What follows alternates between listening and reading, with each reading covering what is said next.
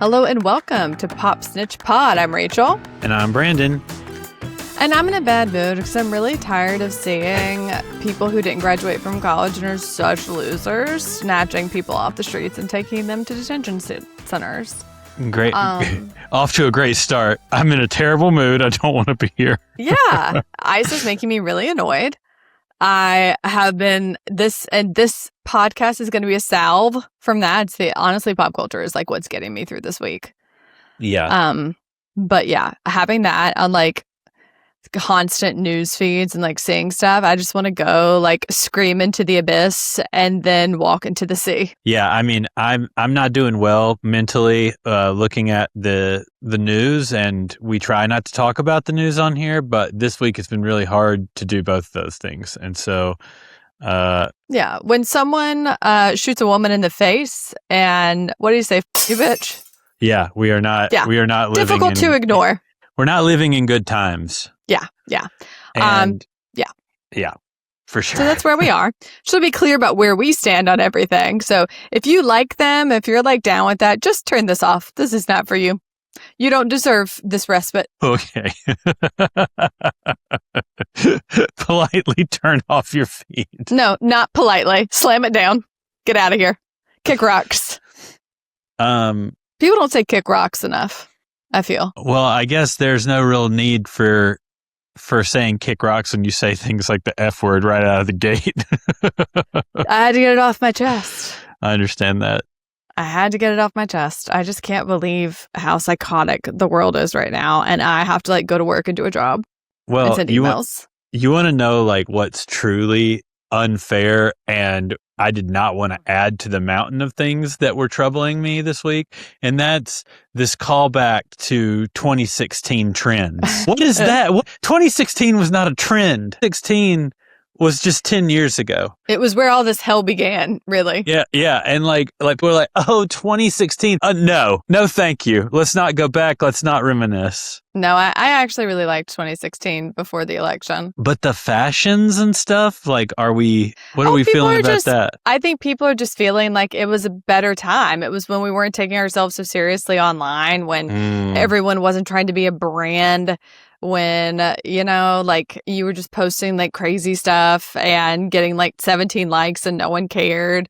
It was just a different time, a different era. Is that what everybody's calling back to? I just see like a lot of like fashion. Like, this is what I was wearing in 2016. Oh, it's just being silly. It's not saying, like, this is what you should wear now. It's just like, can you believe? No, I get that, but I think, like, the part that's troubling about it is none of that. It's the fact that 2016 is like some throwback. It feels like yesterday. Well, I say. Well, that's because you are wearing the same thing that you wore in 2016. Well, I know that, but I'm just saying, that's not the hit.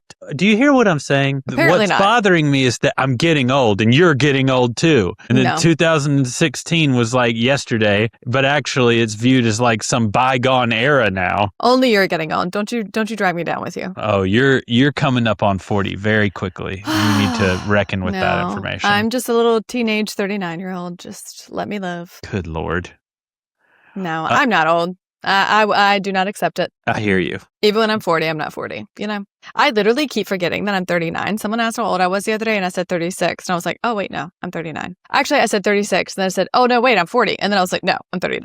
I do feel like I should remember my age better. Oh, my gosh. Yeah, I definitely think so. What else from this week in pop culture has caught your eye? Well, Nikki Glaser hosted the Golden Globes and was phenomenal. As usual. She did it last year as well. And people were like, oh my gosh, she did such a good job. And she came back. And I think doing something twice really well is very hard because you wonder, like, was the first time a fluke? And twas not. She did such a good job.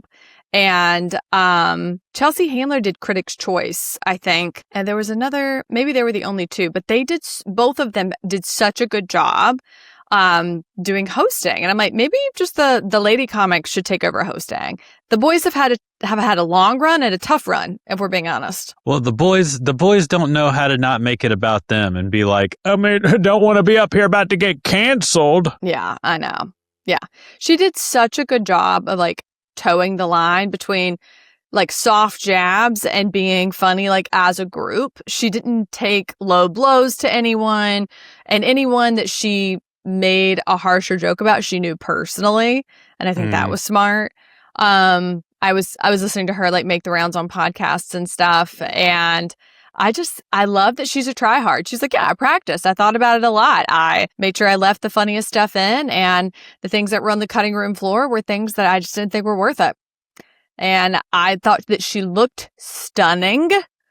Every look she had, she looked absolutely gorgeous. But I wasn't even paying attention to that because she was legitimately so funny. Every single line that came out was funny. Yeah, I'm a big fan. I'm a big fan of hers, and I think she does this very well. And I think it's time. I mean, I think she should be the go-to for if these networks are going to try to do any kind of late night show post Colbert and Fallon and all of them. I think like she should be given a shot.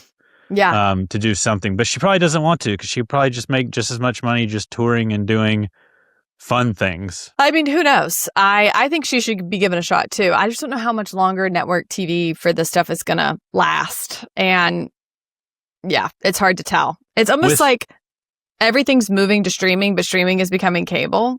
So it's just confusing. Well, I think with Netflix getting into like live podcasting and like, I mean, basically their version of late night, I think that there's going to be a lot of move to that because people love podcasting and it's so linked to just being on demand, basically the same kind of interviews that you would have on a late night show. And so now, like for me, it's like if Netflix got into proprietary talk space and was able to offer like Nikki several times a week on demand with like whatever pop culture stuff was happening, like I would be into that. So I think like Netflix just signed Chelsea Handler. Oh, nice. Well, for that. So I think that'll be good too. Strike while the iron's hot. Yeah, I think that's a great idea for them. I also loved at the Golden Globes that Amy Poehler beat out all the boys in her podcasting category who had been doing it for years. Right. Dak Shepard is in his feelings about this. It's like, and her ex-husband. It's like, what a great time for us to start a podcast at the exact moment when it seems like podcasting is dead. It's gone mainstream. All of the celebrities are into it now. It's like, but when we started listening to podcasts, it was literally like Adam Carolla, Pete Holmes, and like maybe like a few other folks.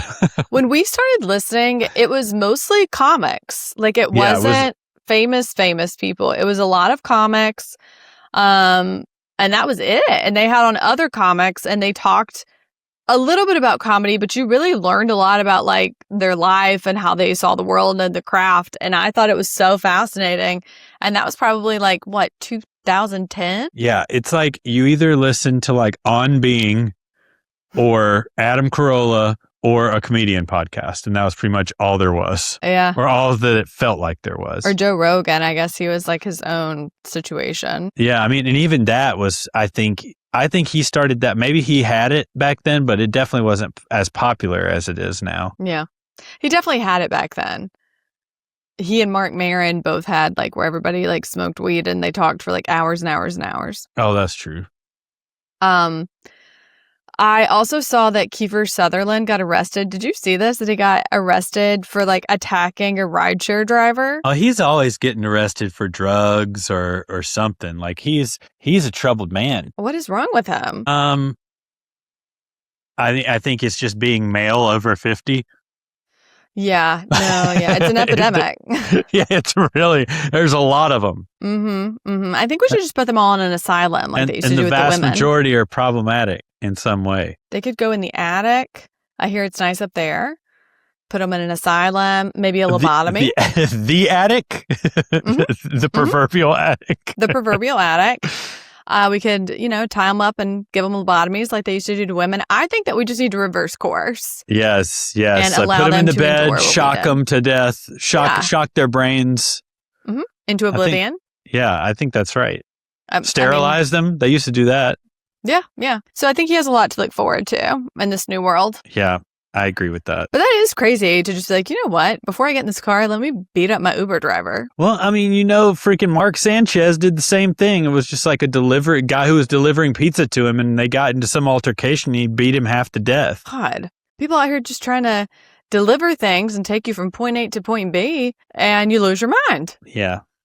What's wrong with them? Not ideal. God, just, yeah. Well, we have a lot of shows to talk about while, oh my God, people beeping at our door all day. Today I was in the shower and someone beeped 100 times like they're doing right now. And I'm like, okay, I'm not here. Imagine in your mind for a moment no one's here and beep anybody else in the building that will let you in. Oh my God, please go get that. No, I'm not getting it. They may not beep anywhere else. They will. It's literally like Amazon. They can beep somewhere else. Just irritates me so much when they don't use that noggin to beep someone else. Like, what's wrong with you? Oh my God. Anyway, I wanted to talk about Traitors because this is your first time watching Traitors, isn't it? Yes, it is. This is my first time. Wow. You sound thrilled. Yeah. I mean, I'll be honest, like, it's going to have to do something for me. Like, I'm not a huge fan of the show. I want to be. Wow. But like, I just don't feel like it hasn't gotten nefarious enough for the gaming to be taking place. You know what I mean? Like it's feeling a little network. Well, I think part of the problem right now is that they really departed this year from making gamers who had been on Survivor, Big Brother, shows like that, traitors. And, I think that's going to bite them. I think so too. I think that they had, and spoilers ahead, so prepare yourself. We're talking about all 3 episodes. I think that they had big plans for Mama Kelsey. And when she couldn't deliver, they were like, uh-oh. And this whole like secret one and all that just did not work out. I hope they got back into the lab and writer's room because that was already foiled pretty early. And I also feel like that was like, if I was in the house, one of my initial reads would have been like, I bet they're doing something with Mama Kelsey. Like for them, that's a huge get, like in terms of the zeitgeist. And I was like, and the fact that she seems so unassuming, like it kind of was on the surface a little bit too much. And I think people were already thinking that in the same way I was. Yeah. And they're like, let's just get rid of her. And they ended up being right. Yeah. And she didn't do a lot to like stop that. Like she wasn't talking game with a lot of people. She wasn't trying to find someone else to shift focus when she could. She was just kind of like, what? I think once people mentioned her as possibly being someone to look out for, she shut down. Yeah. So she basically, like, because she has no experience in this kind of environment, she had no idea what to do. So she tried a few things, but ultimately people were still looking at her and she had no idea how to pull out of it. Yeah. While someone from Big Brother or someone from one of these games, like they know how to pull out of a tailspin. Yeah. You know, like create a distraction, point to someone else. Like they know how to do all of that. And she just could not figure out how to muster the strength to push everyone else's attention elsewhere. Yeah. And I love how we've already talked to several of our friends about Traitors, and every single time the first thing that you always bring up is like, I would just like to remind everyone that Colton is a stalker. This man will never escape his past in your mind. You're like, you immediately like to remind. Why don't you bring the uninitiated into the conversation about Colton? So Colton was on The Bachelor and he left with Cassie. This infamous jumping of the fence, was obsessed with her. Snarkbait actually did a great episode where they went in depth on this, but he would not stop like texting and threatening her. Her family was like showing up at their house, and it was so bad she had to file a restraining order. Like it's all public. What? She chose to leave, right? Like she chose not to get engaged. Right. And then they had like a quick little, like she was like, I'm willing to work on this or whatever. But like it turned dark very quickly. And he's like stalking her, leaving her messages. Yeah. Like showing up at her home. I mean, he had completely lost his mind. Yeah. He could not handle that. She was like, no. And so her family was worried about her, worried about him. He was texting her from several different numbers, threatening her, all kinds of stuff. And after that, pretty soon after all of those stalking allegations came out, and after all of the stuff came out about her needing to get a restraining order about him, he goes on Good Morning America and is like, by the way, I'm gay. The reason I have tortured this woman and the reason I was so unhinged, surprise, is because I'm gay. Well, he didn't say it's because he's gay. And I'm glad that he came out. I'm glad that I've he got was no open problem with it. him being gay. I just think it was interesting timing. And the timing was not exact, to be clear, but it was starting to heat up in the news cycle. And being on the Traitors, I do feel like every 5 seconds, it's been very funny the way that they've cut it. Every 5 seconds, he's like, I'm gay. I'm gay. Just so you know, I'm gay.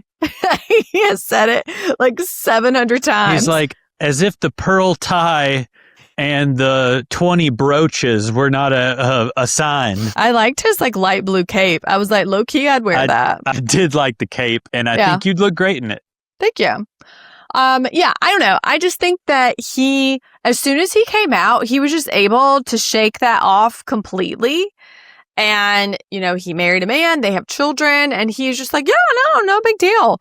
And I'm like, oh my God, you like harassed and stalked and acted like a complete psycho to this poor girl.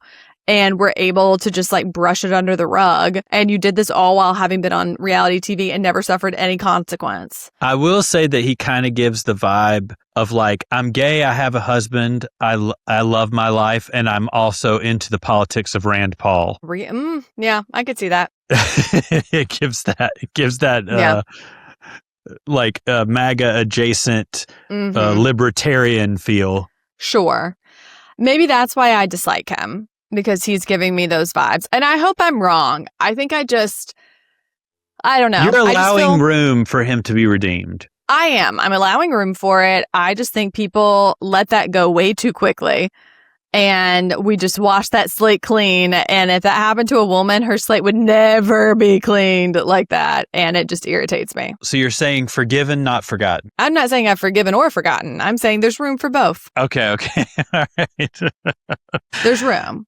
Who are you liking right now on Traitors? Well, I like Lisa Rinna. I know some people don't. I mean, I think she's a powder keg. She'll create some drama and some things. I'm a big fan of Dorinda, even though she hasn't done anything yet. I want more Dorinda on my screen. Sure. I mean, Michael makes things interesting. I mean, I don't like him, but he makes it interesting so far. He's horrific. Deranged. Who are some of your favorites? I need Michael off my screen. Every time he talks, I'm like, oh my God, why? Why are you there? Like, he is so annoying. I really like Rob. He is so funny to me. And he actually is playing with a lot more strategy than I would have thought he would. Snake Handler Rob. I'm enjoying watching him. Him being in love with Mama Kelsey was so funny to me. He's like, is she married? She's probably married. That was cracking me up. Let me think.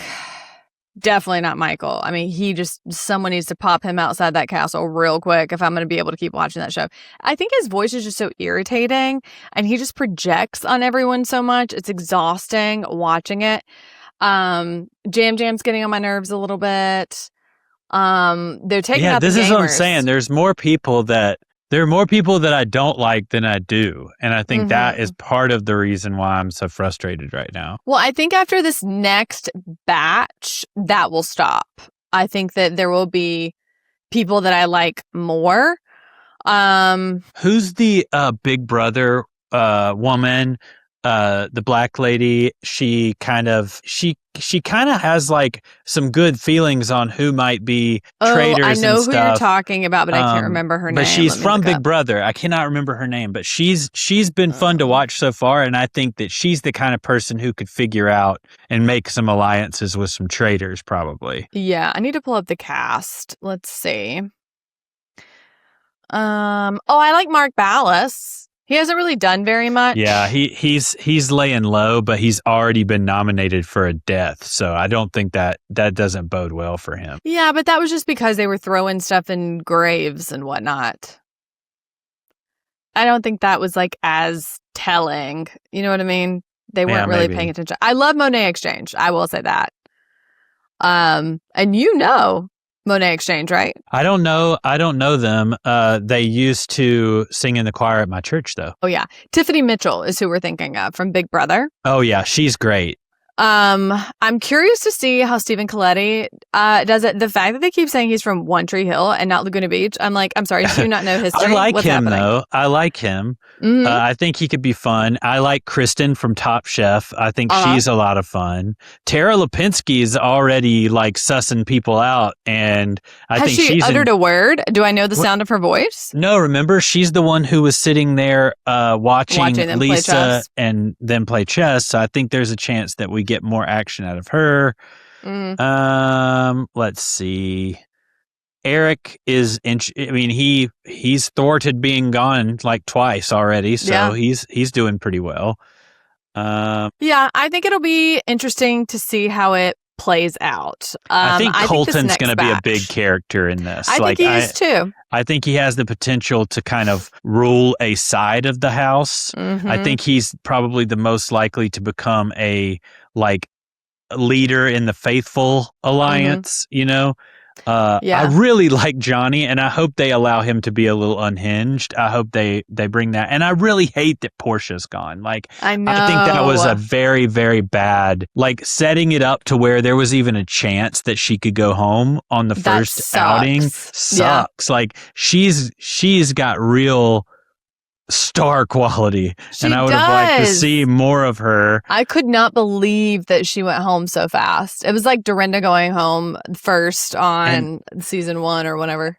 I like Candace. She's really funny, but I don't know that she's got the skill to keep this traitor thing under her vest. I think she's got the skill in terms of choosing people and thinking through things. I think that she likes to play too much. Yeah, that's what I'm saying. That's what I mean. The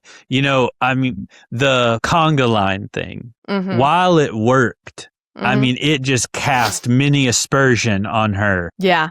She should have had someone else do something, convincing someone else to make a distraction. Something. Even falling down. So, anything.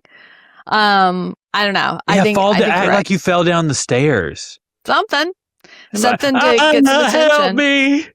My luck, I would fall down and actually break a bone. Yeah, you don't need to be trying to fake it. But yeah, so Mama Kelsey being outed as the secret traitor was honestly kind of a bummer. I was like, okay, this was. And also her trolling around in that get up, and they all those shots they went and collected were very, very bad. Yeah. I just couldn't stop laughing. I know. I was like, this is not that funny, but it really tickled your funny bone. Oh, it sure did. It sure did. All right, let's switch gears and talk about our Salt Lake ladies. What were your thoughts on the reunion? Unfortunately, a little bit of a nothing burger, kind of like this entire season. I did like the Meredith and Whitney clash, where Whitney tries to clarify her Bravo intentions or BravoCon intentions, where basically the story was that Whitney told Meredith, I made a mistake. I don't believe this anymore. Let's try to move on. And Meredith started spreading that information online and in podcasts and all this. And Whitney was like, that is not what I said. I just happened to be extremely drunk, and basically was just trying to have a good time with you and make you feel better. And she's I'm just a really happy drunk, and I'm just a happy drunk, and I just wanted us to be friends again, Meredith. I just wanted us to be friends. I am not taking back anything, Meredith. And one of the reasons I love Lisa so much is that she's so unaware of her own problems. The fact that being on that stage, in that seat, sitting next to Meredith, and just openly talking with her mic on, no, this is this. I'm going to get him here. Oh, this right here. They're trying to blah, blah, blah. I'm like, did they get Lisa. me? Did they hear it? No, Lisa. Let's stop the gamifying. Yeah. Her saying that she learned to read at 3 was hilarious. But yeah, she's and when they started going after her and being what about your business? Are your businesses real? All of that. She came unglued. She's like, I am rich. I do big things. I do not owe anyone anything. She really reminds me of Trump and the way that she responds to things. Yes. I don't know that. Nope. Wrong. I'm rich. I do big things. Dismissed. You came to a party Dismissed. with Daniel Radcliffe. Oh my gosh, the Daniel Radcliffe of it all was so funny. How dare you say you don't know what I do? You came to an event with Daniel Radcliffe. It's like, what? It's like, how does that have anything to do with it? If you're gonna like size up like that, like let the callback be. I mean, I even understand the Ben Affleck.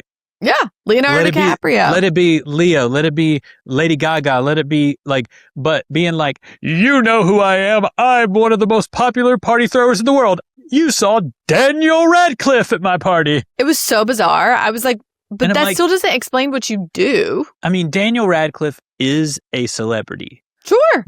But that's not exactly what I would want to stake my business on, is that I had done a party for Daniel Radcliffe. Like, that was the big moving and shaking that I was doing. When I think of like A-list celebrities and parties that I'd want to go to, my first thought is not Harry Potter. Well, even bigger than that, it's like, even if you were doing parties for like big brands like Vidal Sassoon or like big name established brands, I feel like that's bigger than being like, I threw a party in which Daniel Radcliffe showed up. Her whole point was that Heather should know what she does because she threw a party for Daniel Radcliffe, and Heather was like, right, I literally still don't know what your business does. I showed up to a party in which you said you were throwing, and yes, indeed, Daniel Radcliffe was there. But that still does not tell anyone on the stage what the hell it is that you do to make money. I know not what you do. And then I love how it's like everyone on the one side of the like anti-Lisa and Meredith side of the stage is like, we don't know what you do. We don't know how you make money, and just keeps like bringing this up. And she just basically keeps answering the question with not the answer that they're asking for. Like she's just so unhinged the whole time. I'm rich. Don't ask questions. I don't owe anyone money. And she's like, you, Bronwyn, you have a past. And Bronwyn's like, we're not talking about me. We're not talking about me, Lisa. We're talking about you. And that's also where they were talking about Lisa's, like lawsuits that she's in with people, that she's paid them off. And she's like, I have been acquitted of all wrongdoing, blah, blah, blah, blah. It's like, no, but you were you acquitted or did you settle? Yes, exactly. And it's like, no, I think that you did do some bad stuff here. like you had to pay people off. Yeah. It does seem as though you needed to pay some people for, and that, that's like Trump too. Some people just don't like to pay. Like, yeah, seriously. What did you think of Angie's scroll? Well, God knows. I mean, they haven't shown us what's on it. They just, at the moment she brought it up, I pressed the pause to see how much time was left. And I'm like, 30 seconds? Yeah, I don't think we're finding out what's on the scroll. And sure enough, we didn't. What do you think's on it? Well, she said that the people that have been trolling her and all of this had the same number as Lisa. So I'm assuming she has receipts about that. So it's the leaking of the group info, and that's coming on the back end of Bronwyn dredging up all that legal drama. So it's like trying to prove that Lisa was the source of all the leaking information. I think so. Or at least prove that Lisa was the one like trolling Angie. Because Lisa and Angie hate each other because they are each other. Oh yeah.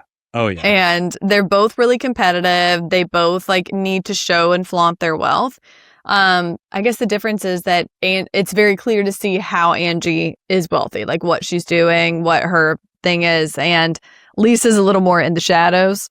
Like, and I know hair, Angie. And she's like, God. But Karastas. They just start screaming at each other. And nothing annoys me more in a conversation than when someone just screams the same thing over and over. I'm like, what is happening? Like, did your frontal lobe break? Why are you doing that? And I also found it really interesting that Andy seems really, I don't know if you were picking up on this, but Andy seems very concerned with Whitney's behavior. Really? Like, I think he is reading into the unstableness of her, like the way that she was the way she brought up this thing from BravoCon, which was kind of a non-issue, and she just jumps in with that first thing. And then there are all the clips of what goes on later on where she's basically like, I'm dealing with a lot outside of here. Well, I'm assuming that stuff with Justin. Well, yeah. And I mean, that's when Meredith leans over to Lisa with the mics fully on and is like, yeah, this has got to do with her husband. Yeah. So I think there's some of that. I did not notice that. I didn't pick up on that. I'm not saying it wasn't there, but I did not pick up on that at all. Yeah, I think that's a thing.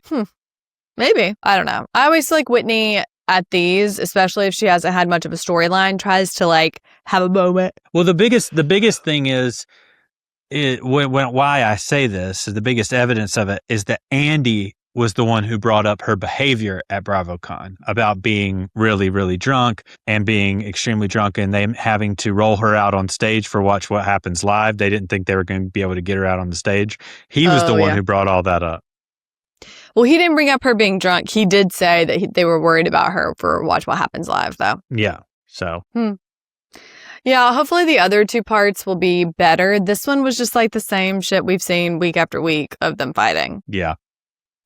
I agree. So how are you feeling about Vanderpump, this most recent episode? Oh my God, it was so good. Yeah. I mean, if you're not watching, you've got please just give this show a shot. I'm so worried it's going to get canceled. You know, I thought I was going to hate Shane at the beginning of the show. And this kid has some depth to him. Oh, yeah. When he's talking about how he was introduced to alcohol and meth at 6, that is crazy. And then you see his parents and you're like, yep. Makes total sense. Got it. Check. But yeah, I mean, he's talking about all the drugs that he's done. Because at the beginning of the show, he's sober and you don't really know, is it just from alcohol? What is it? But he had been on opioids, on meth, on all the stuff. And he is completely clean and sober and pursuing his dream to make films. But he's also, I'm assuming because now him getting shot makes so much more sense, knowing his past with so many drugs. But he got shot and stuff. And I just like that he's so honest. Yeah. Well, it's important to note that this episode was primarily about the fallout from Jason breaking Angelica's back. Yeah, so Jason is really into Angelica, who is clearly a Lisa Plant, the Sheena of the group. Oh, absolutely. 100%. And she is very good at martial arts, but he was like, no, come do my martial arts, and I'm just going to throw you. She's 100 pounds, and this is where I just throw you on your back 1,000 times. And she was like, okay. And so she's crying because she's like, my back throughout the day, my spine just hurts at the bottom of my back. And this is days later and she's in excruciating pain. Yeah. And of course his stupid cousin is like, she looks fine to me. Are you okay? You're standing up. And it's pain can come and go, bruh. Especially if you've had back pain, you know how that works. And so she was going in for an MRI, and of course, the two guys are the two OnlyFans guys are completely dismissing her claims. Yes. And acting like dicks to her. And so she finds out from her friend who's seeing one of them that they have a penis pump in their apartment because they do OnlyFans. Right. And she's emotional because her back hurts. She's gotten the ick from Jason because of the OnlyFans and because of how he treated her on their date, low-key breaking her back. And being like, whoops. Yeah, sorry. Why are you so mad? And then he got mad at her for making out at Shane at an event because he was there. And it's we weren't even dating. We went on one date and you hurt me and didn't care. So yeah, I'm going to make out with another guy. So Lisa was like, are you okay? Why are you so upset? And she starts telling her, and she was like, well, why did you get the ick? And this girl just has absolute verbal diarrhea and starts telling her about the penis pump and cannot stop saying the word penis pump. Over and over and over again. And what's his name is hearing all of this. His cousin. Jason's cousin. And Chris, isn't that his name? Yeah. Cousin brothers. And he's muttering to himself. Of course, he doesn't confront her. He mutters to himself. He's just a little baby. She's over here. She hit me saying that, right? Yeah. And so I hate him. And I hate Jason. He immediately goes back and tells everybody, including... Goes and tells Eyebrows. Yeah. Jason and Shane and everybody when they meet up. And Shane divulges the information that when he was shot, he was stricken with ED for the rest of his life. And so he's like, hey, what's the big deal? Somebody needing a penis pump. They shouldn't be shaming somebody just because they're trying to take care of themselves and blah, blah, blah, blah, blah. And I'm like, dang, this man is evolved. He is. I mean, I appreciate that he's You know, his dad shows up at the airport wasted. And on the way to the airport, he's like tempted to buy these opioids. He's open about that. He, you know, his family is obviously a trigger for him with his sobriety. Oh, keep those folks away from him. Yeah. And he's like, it's really hard because I love my family. I want to be close to them, but like, it will kill me. I'm a horrible person drugs. when I'm using. Yeah. That's clear. Yeah. And so it was just hard to see someone who's like reaching for something higher. I mean, you know, we both come from communities where that's like prevalent. Oh, yeah. And it's hard. It's inspiring to see someone who was caught up in it get out of it, but you see that like hand coming up to pull him back down. Well, it's no surprise to me that him and Natalie actually end up together and actually end up being good for each other because like they kind of have a similar unhinged energy, but like the kind of energy that is loyal and is like is like at their core, like a helper energy. And I think that will serve them well. She had a crazy family too. Yes. Her being kind of calmer and him being more zen for her. And then her being like, no, you ain't doing drugs. You're not going to be around your family. You know, if they're going to be acting like this, you're not going to put yourselves in positions where this could be a thing and ruin your life. He's calm and she's almost like a protector for him. Yeah, I love it. Yeah. And no, I do too. And I love both of them. And I think this show is so good. People have got to get on board. When I hear the complaints online, I'm like, who is? They're not actually watching it. The people who are complaining, I don't think are watching it. We haven't even talked about Demi being super mean to Natalie or how Marcus is acting psychotic to Jen. And I think they're still together. Marcus and Jen. Well, they are. They were on Watch What Happened Live. I mean, like she's 2 weeks insane for staying with him. That man. Oh, and she came is not going in to change. Perfect example of this. And literally, don't walk away from your man if this is how he is. She comes in and she hugs not like sketchy guys that she doesn't know. These are people that she works with and people, some of which are like her best friends and Marcus's best friends. Literally and on the show. Only side hugs anyone. Not that would even mean anything. Even if she gave him a full hug, I wouldn't even see it as suspicious. And he pulls her off to the side and is like, I don't want to see that ever again. I don't want you touching on another man. You're I don't hugging want you. Too much. You're hugging too long. Yeah. And I'm like, and then he admits in his like confession that in his confessional that, you know, she did that to me with Natalie. I can guarantee you that he got a little handsy with Natalie and that it was different. And she is psychotic and jealous with him too.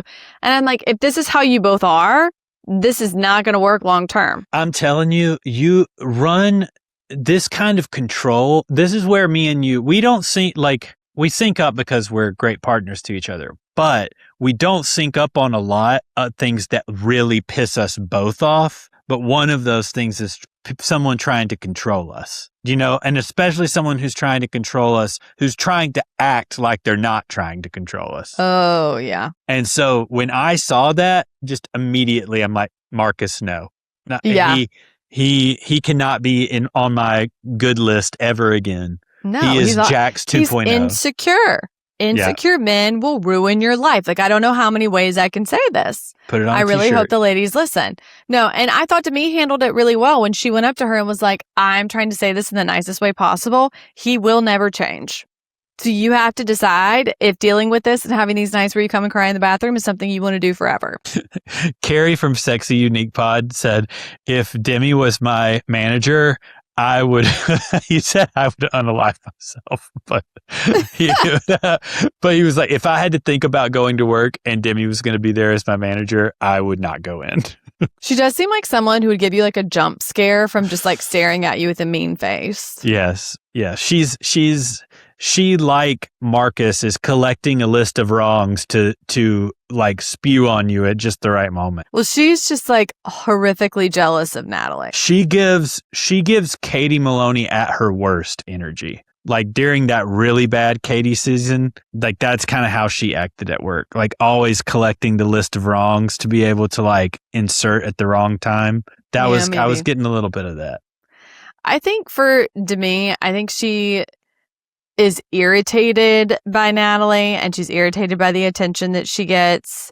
and the way that she's centered on the show and all of that. Oh. And she's constantly wanting to take her down a notch. Demi thought this was her ticket.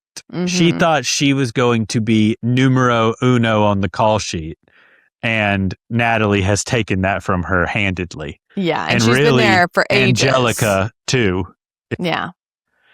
taking it So from I think her. that's part of it.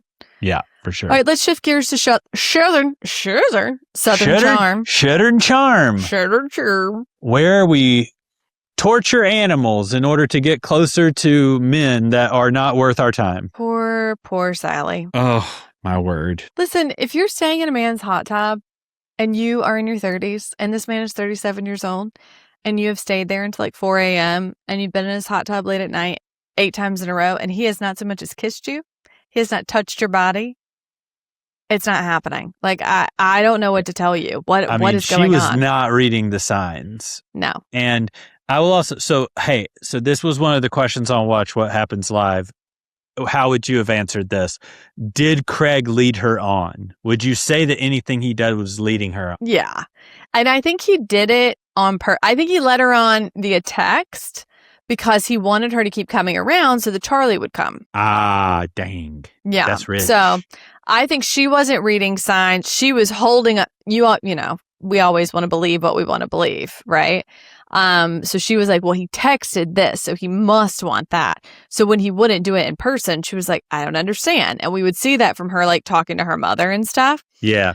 I So think Charlie also plays not a nefarious role, but she was not helping Sally out because like he was coming by her work. He was coming to like showing up randomly, like doing all the things that guys do when they actually want to be around you, which is like expressing some interest in what you do and some interest in what your job is, some interest in like the work that you do and be like, oh, I'd like to buy some of your paintings. Charlie is terrified of Sally. It's like everyone said, Sally's a tornado. Like, Charlie's scared to death of her. Dang. And when Austin went total... He went and stirred the pot, buddy. Scorched earth on bro There code. is no woman on the face of the earth who could gossip like these boys on Southern Charm gossip. I don't believe in bro code. I believe in keeping secrets for your friends. Mm-hmm. Don't get me wrong. But I don't believe in bro code. Like, you keep people's secrets just because they're a bro, even if it's like nefarious. Mm-hmm. And I'm not a believer in bro code. So, but Austin, oh boy, he expects bro code, but he is not an observer of bro code. Well, I think they were wasted. And I think he got pissed at Craig because Craig like bitched out and left. Yeah. And he was like, all right, well, I'm going to go to the girl's house and tell them what you did, what you said. I saw a meme today that was Austin with his shoes off with that big glass of red wine laying in the floor, and it said, Austin is for the girlies. Yeah. That's why I love his friendship with Madison so much because he loves to gab. He does. He loves to gab. And I mean, he did admit, he says what we all say, which is on the episode, he was like, I've been in a relationship with Craig for like 12 years. Also, our mortal enemy, Nick Fowl, and his wife, Natalie, fumbled the bag on the old Austin Kroll interview last week. Oh, yeah. We talked about that briefly last episode. Yeah, we talked about it briefly, but it is still in the ether, and they have not. I mean, one thing, they are following my rules, which are never apologize. Never apologize. Don't talk about it. Literally. And they are literally just, even people on the podcast have been like, yeah, seen some pretty interesting clips lately. They're like, and continuing our conversation. Yeah. I mean, there's nothing else you can do. All you can do is let it blow over. What could they possibly say that would improve their situation? She could apologize. The problem with it, like as a human being, she should apologize. If I were her, I would personally call Austin and apologize to him, not publicly. Yes. But I would do that to him and say, I am so sorry. I'm not even going to say anything publicly. Please do not either. But I'm like looking back on this, wow. But I was just really in the wrong. I did not realize how this sounded. I didn't realize how it looked. And I never want a guest to feel that way. So I do want to privately apologize to you because inevitably he's going to let people know that happened.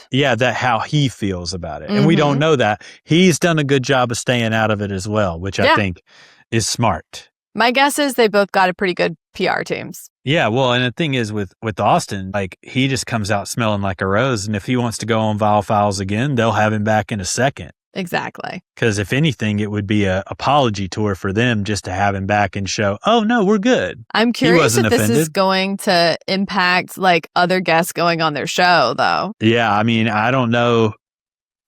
I mean, they're not particularly Bravo friendly. You know what I mean? Like in the way they talk about people, and like they have Brittany and Jared on, but I think they have trouble getting people from that universe. They're more right now, at least, embroiled in the Hulu Disney Plus universe with the like Mormon wives and all of that. Yeah, I think you're right.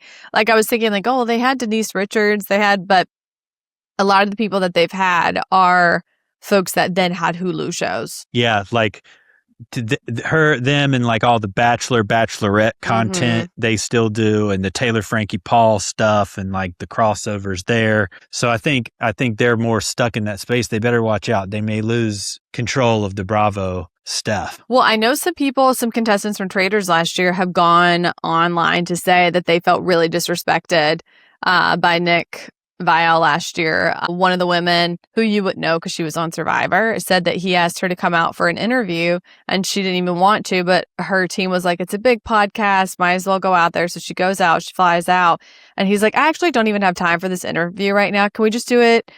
He wanted her to be in the room, but like he wasn't going to be. So he's like, oh, we can just do it virtually after she flew out to California. And she was like, I barely even met him. She said he was like dismissive and rude. He's absolutely impossible. And him and Natalie together are yeah. Awful. Well, I think they've gotten a little too big for their britches. And a lot of these celebrities are like, you know what? I don't need this. Hulu, Netflix, Bravo. I would love the opportunity to get too big for my britches. So just send all of your people our way. We will give them the kindest interview you possibly can. Manifestation success today. So maybe you just need to start doing that with this. Exactly. But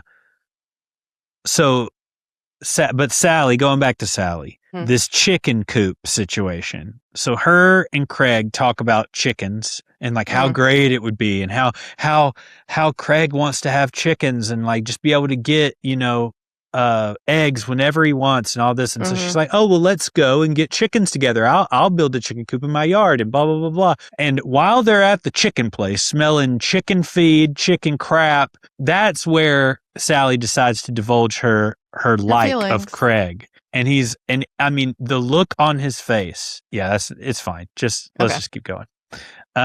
But the look on his face when she tells him, I mean, if I got about halfway through what I was saying and he was looking like that, I would completely shift gears. She felt like she had to explain. Of course. She was like, no, I'm trying to tell you that I like you. I'm like, girl, he knows. Yeah, he's not on that same. He doesn't want to deal with this. Like, you need to be like, just kidding. Yeah, I would be like, JK.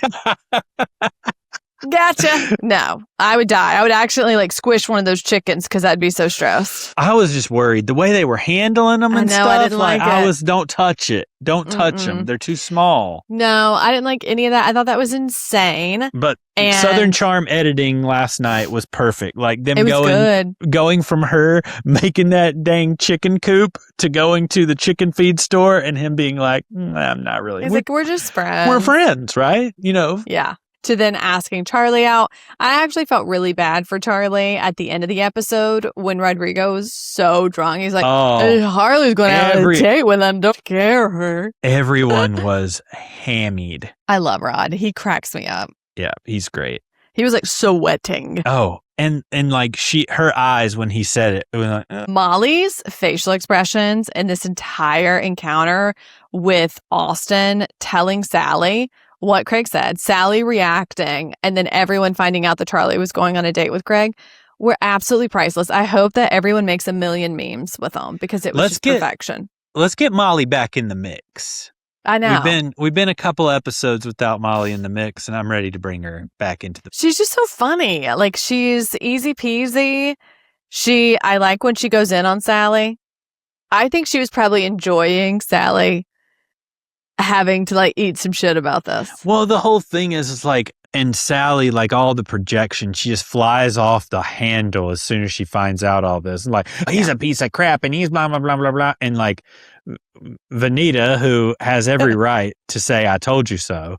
Yeah. Probably shouldn't have said it so zealously and immediately, but she did have every right to. She literally did say it zealously and immediately. Heard this, smiled, and was like, well, I told you so. Like, she could not keep herself from screaming it. And I feel I have done the same thing. I have blurted that out before because there's nothing more frustrating than telling someone something and they're like, no, couldn't possibly. And then the next thing you know, it happens. And they're like, what? Are you the person who would have been like, there's nothing more for me here, I leave now? Or are you the kind of person who's like, I'll sit here in the uncomfortableness, I don't care? Oh, I'd sit there.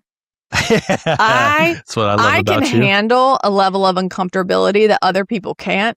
And I know this about myself. I love that. So if I'm in a fight and I want someone else to feel uncomfortable, then I'll stay. If I'm like, I don't want to feel this right now, then I'll leave. I like it. Yeah. Well, so I think that's all I've got. So we've got a new announcement for Snitchuation Room that we're going to experiment with over the next couple of weeks, which we know it's really hard to come up with situations for us to comment on, mainly because people, especially our circle is pretty small, in terms of who listens to the show right now. So we want to expand this a little bit because people have complained about if I give the amount of details that you need to give me advice, then people are going to know who it is. And so, if you have situations, please go to popsnitch.com and submit them. But if you don't, I'm creating a new spot on popsnitch.com where you can just submit a question, something that you would like us to vent on or talk about or give advice about that's more general, that may just be like a question to ask us. And then we'll just kind of vamp on that for 5-10 minutes. Yeah. And you can lie. Like if you want to do a situation, just lie about certain aspects so that people won't know what you're talking about. Yeah. But we've been getting some. We have an episode that'll come out Monday. We have 3 new ones, but we are really trying to work on that show, make it better for you guys, and make it more useful. You can DM us. So leave a 5-star review anywhere: YouTube, Apple Music. Comment on Spotify. And we will see you next time. Watch it on YouTube 1,000 times. That'd be great. Oh, we've also started doing long form clips. So 2 to 5 minute clips. Those have been doing pretty well. Please watch those. We're posting those on our Instagram. So yeah, thank you so much. Okay. Bye. Bye.